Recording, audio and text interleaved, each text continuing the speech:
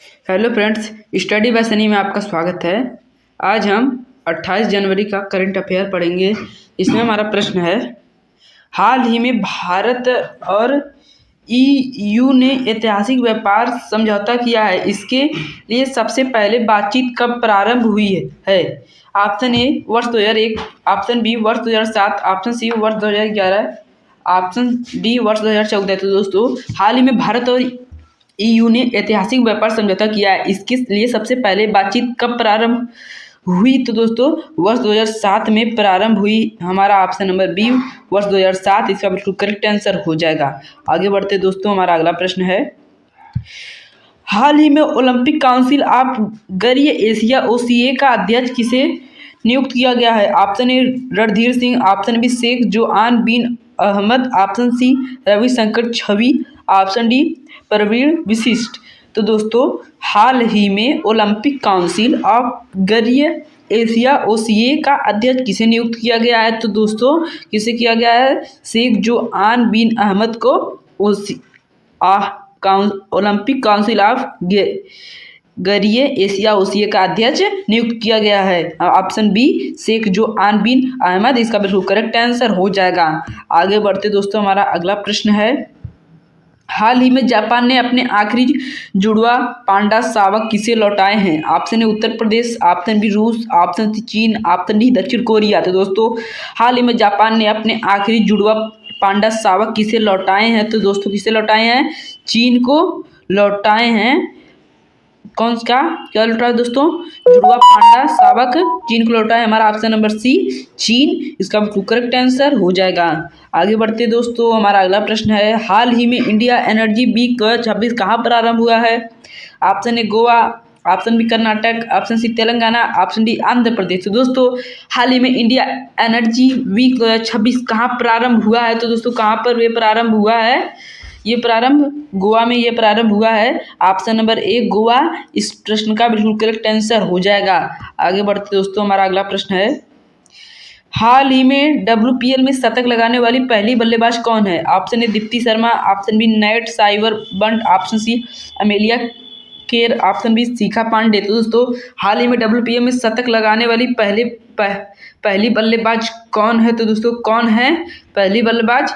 Net Sciver बंट WPL में शतक लगाने वाली पहली बल्लेबाज हैं। Option number B Nat Sciver Brunt इसका बिल्कुल करेक्ट आंसर हो जाएगी।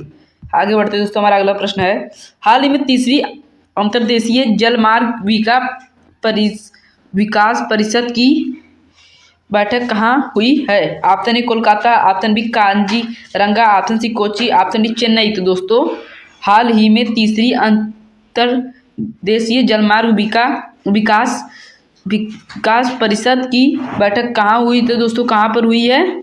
ये कोची में हुई है। हमारा ऑप्शन नंबर सी कोची इसका बिल्कुल करेक्ट आंसर हो जाएगा। आगे बढ़ते दोस्तों, हमारा अगला प्रश्न है, हाल ही में 80 ने राज्यों को किसके द्वारा तैयार किए गए मैनुअल पर आधारित पुलिस मीडिया ब्रीफिंग पॉलिसी जारी करने के निर्देश दिए हैं? Option A KM Munshi, option B Gopal Shankar Narayan, option C Alladi Krishnaswami, option D Benegal Narsing Rau. तो दोस्तों, हाल ही में 80 ने राज्यों को किसके द्वारा तैयार किए गए मैनुअल पर आधारित पुलिस मीडिया ब्रीफिंग पॉलिसी जारी करने के निर्देश दिए हैं। तो दोस्तों, किसके किए हैं? तो दोस्तों, हमारा ऑप्शन नंबर दोस्तों बी इसका बिल्कुल करेक्ट आंसर हो जाएगा, गोपाल शंकर नारायण।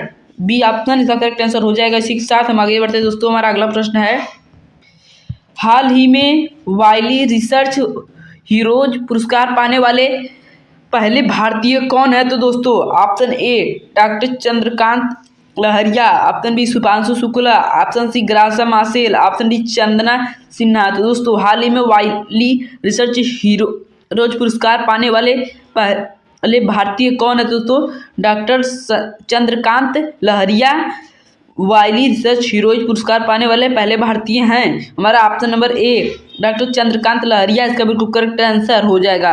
आगे बढ़ते दोस्तों, हमारा अगला प्रश्न है, हाल ही में सेना प्रमुख जनरल उपेंद्र द्विवेदी द्वारा लॉन्च पुस्तक रेड लाइन्स रिड्रान का संबंध किससे? Option A operation Sagar Bandhu, option B operation Sindoor, option C operation black forest, option D operation Sindhu. तो दोस्तों हाल ही में सेना में प्रमुख जनरल उपेंद्र द्विवेदी द्वारा लॉन्च पुस्तक रेड लाइसेंस रिड्रान का संबंध किससे है? तो दोस्तों किससे है? ऑपरेशन सिंदूर से है। हमारा ऑप्शन नंबर बी ऑपरेशन सिंदूर इसका बिल्कुल करेक्ट आंसर हो जाएगा।